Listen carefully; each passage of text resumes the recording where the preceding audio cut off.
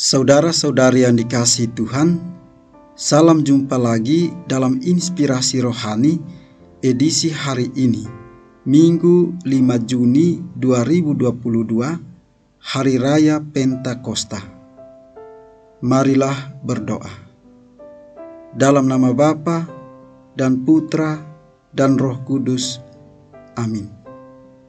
Saudara-saudari yang dikasihi Tuhan, Inspirasi rohani hari ini diambil dari Injil Yohanes bab 14 ayat 15 sampai dengan 16, dilanjutkan dengan ayat 23b sampai dengan 26. Pada perjamuan malam terakhir, Yesus berkata kepada murid-muridnya, "Jikalau kamu mengasihi aku, kamu akan menuruti segala perintahku.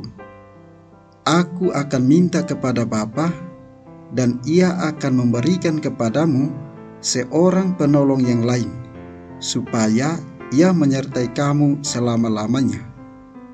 Jika seorang mengasihi aku, Bapa-Ku akan mengasihi dia, dan kami akan datang kepadanya dan diam bersama-sama dengan dia. Barang siapa tidak mengasihi aku, ia tidak menuruti firman-Ku. Dan firman yang kamu dengar itu bukanlah daripadaku, melainkan dari Bapa yang mengutus aku. Semuanya ini kukatakan kepadamu selagi aku berada bersama-sama dengan kamu. Tetapi penghibur, yaitu Roh Kudus, yang akan diutus oleh Bapa dalam namaku, Dialah yang akan mengajarkan segala sesuatu kepadamu dan akan mengingatkan kamu akan semua yang telah kukatakan kepadamu." Demikianlah sabda Tuhan. Saudara-saudari yang dikasihi Tuhan, masa Paskah kini berakhir. Liturgi gereja telah mewartakan kegembiraan Paskah dan mengajarkan perlunya menghidupkan suatu kehidupan yang penuh sukacita di dalam mewartakan kebangkitan Kristus yang merupakan pusat iman kita. Paulus menegaskan bahwa andai kata Kristus tidak dibangkitkan, maka sia-sialah pemberitaan kami dan sia-sialah juga kepercayaan kamu.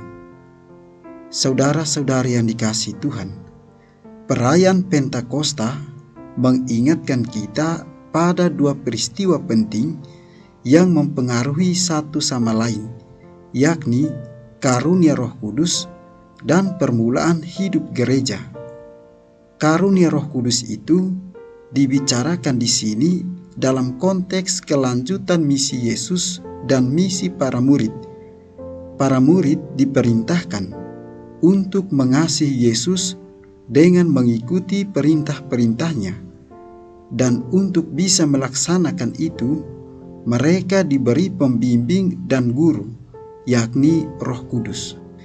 Ditegaskan di sini bahwa kepergian Yesus tidak menyebabkan suatu situasi kehilangan, tetapi melahirkan suatu era baru yang dikaruniai dengan Roh Kudus yang melanjutkan kehadiran Yesus ketika Dia tidak ada lagi secara fisik.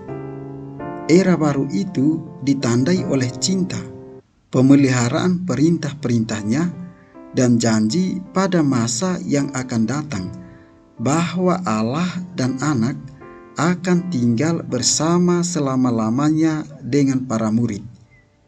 Saudara-saudari yang dikasihi Tuhan, merayakan hari Pentakosta berarti memperingati pesta kelahiran gereja. Oleh turunnya Roh Kudus, umat Allah yang tercerai-berai dapat dipersatukan dan dikokohkan. Gereja dan misinya yang hadir di dunia modern ini membutuhkan kehadiran Roh Kudus. Roh yang memampukannya untuk hadir dan berjuang di tengah kekerasan, ketidakadilan, dan ketakharmonisan dalam hidup.